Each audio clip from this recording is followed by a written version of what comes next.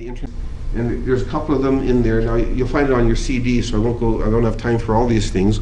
But just know that there's the first couple. If you're working in the internet industry, it's just, they're not a worry. Okay, but when you start buying things online, which you wouldn't buy when you're offline, you start doing things up there that you wouldn't do in your normal life. It becomes a distraction. We turn back to the pathological distraction. The first distraction is from the screen. The second distraction is the distraction from a healthy life. The computer depression, frustration and stress. I use the chicken and the egg first because every study in the psychology community that we have said, I'm a response to the I lecture in the psychology community, and this is our first step out, taking this stuff outside the framework of psychologists, psychiatrists, and neurologists, is that, because something has to be done with it, is that one of the studies done at, where was this study done? Yeah, anyway, one of the big studies at Penn State University on internet usage depression started off by saying, yes, people get depressed. People who are up on the internet are more depressed than people who are not up on the internet. But maybe depressed people go up there. We won't go much into that one, but just suffice to say that that's the thing.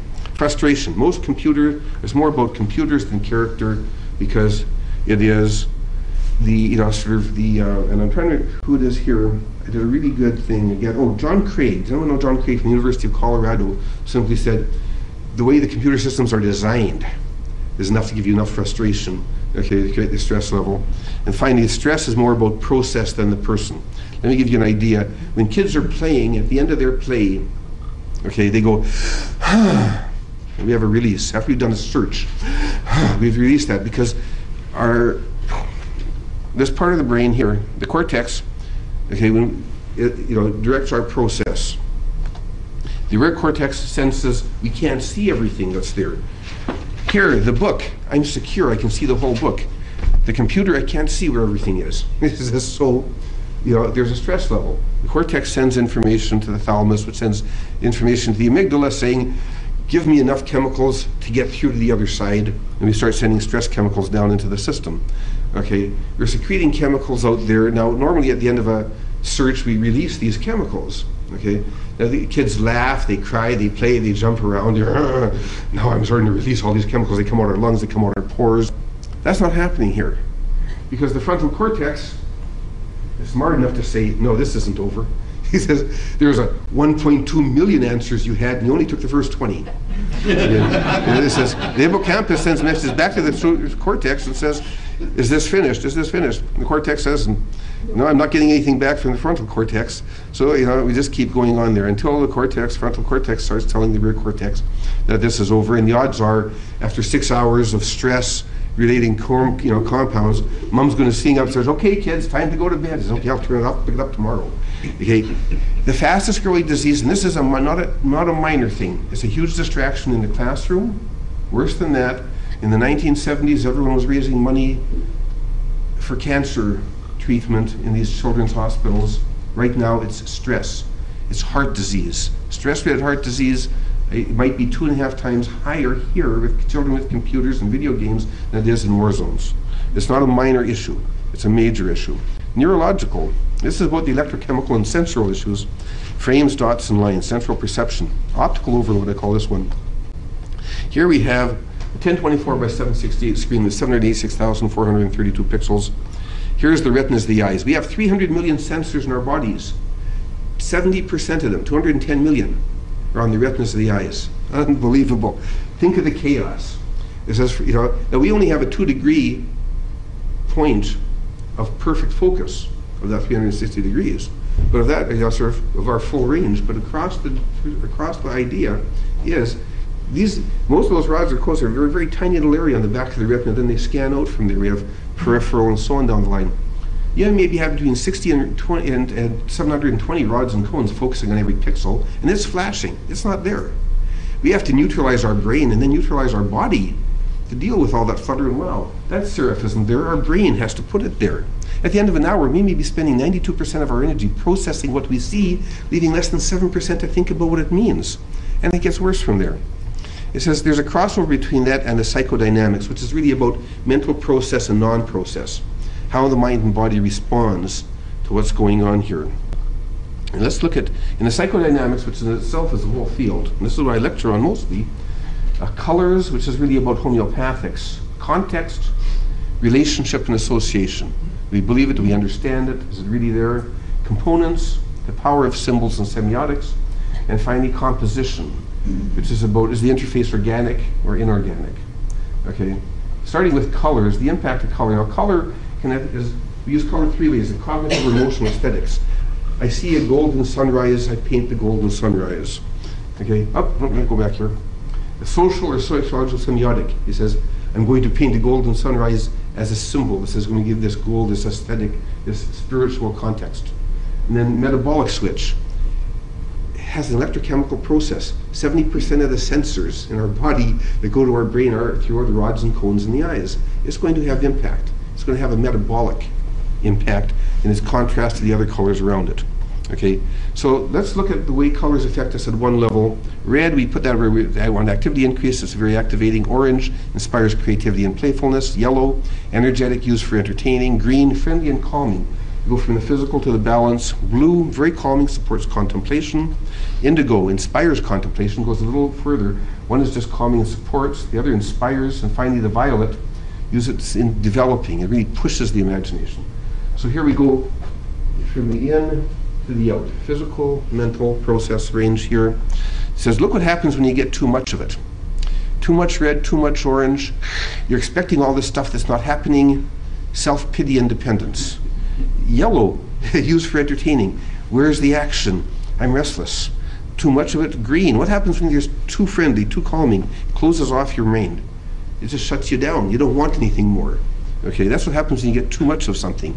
Like I said, this is the homeopathic context of the same thing. Blue inspires carelessness. And here you have contemplation, imagination. What happens when that goes too far? Stimulates a need to escape. Okay, we're totally unconscious of this. If the word is action, if the font says inaction, if the color says neutral, the brain remembers nothing. Okay, but you can do worse than nothing. And you do. Okay, it needs to be, there's a whole another level of consciousness. Context. Double binds, infotainment and advertorials. I heard some guy in a workshop the other day, and unfortunately I was not gentle and not sincere with him. I should have had much more compassion. He was talking about the energy and enthusiasm. We're going to take these kids on a computer. They're going to experience being in the middle of the ocean, doing this, doing that. I thought, oh no, it's that kind of letdown, that kind of unmet expectation that has children all over the world walking out on their teachers mentally, if not physically. No, you promised us this and all we got is this. Governments do it to us. We know how that neutralizes us, it neuters us, it stops us from voting. It stops these kids from going to school, it stops them from learning. Okay? Then our trust gets twisted, it really straightens itself. Function. Information, entertainment, or propaganda. Okay? Because across the board, the way it works, making its function clear makes it relevant. Okay, blurring its function, well, it says, they say you can do worse, but I don't think so. When you diminish the relevance, the mind closes down. So if the function isn't clear, if you aren't precise, we're going to do this, this is how we're going to do it, boom, the brain will shut down. Relevance, tools for survival or anesthetics for survival. It's okay if it's an anesthetic for survival. Let them know it's an anesthetic for survival, because making its relevance clear makes it impacting. Taking that relevance away diminishes the impact. Ownership. The environment that man creates becomes his medium for defining it. In this thing here, I think I use maybe adopting. Does anyone remember Marshall McLuhan? Okay, do you remember his book? The medium is? The message. The message? It's the medium is the massage. Okay. M-A-S-S-A-G. He proved his point on the front cover. Canadians are into communication. That's why we run the comedy industry. Because it's about truth. It's about a greater relevance. Okay, and that the components we use also have to be part of this truth. Characters, symbols, and semiotics, the graphic language, okay, governing all this, is about association. I'm going to use some very specific examples because organic perception, okay, that we have. There's a really good article in Scientific American, Psychology Today by Deborah Bloom, Related the Last Insights. She talks about a face twisting into 5,000 expressions. Okay, a lot can be done with a very simple glance. It says, and sometimes we use, we need to create context for something to be truthful. If something looks one way and we're trying to say it's the other, double bind, never going to get there, never going to get there. And we can put a smile almost anywhere, but it doesn't matter where we go with the smiles, the eyes always have it. It says across the board, our context for what we create is still, we can get a lot more conveyed with simple symbols. And remember that we have this, the better we relate to the image, the better we hear. The worse we relate to the image, the greater the distraction. There's some characters here you can hear certain things from. There's some characters that you're not going to hear from. This guy talking about social sciences is not going to be heard. This woman would be. Okay, so there's a context for the imagery. There's levels of truth that we organically understand because of the way we're raised, because of our values and lifestyles, but also the way we're hatched.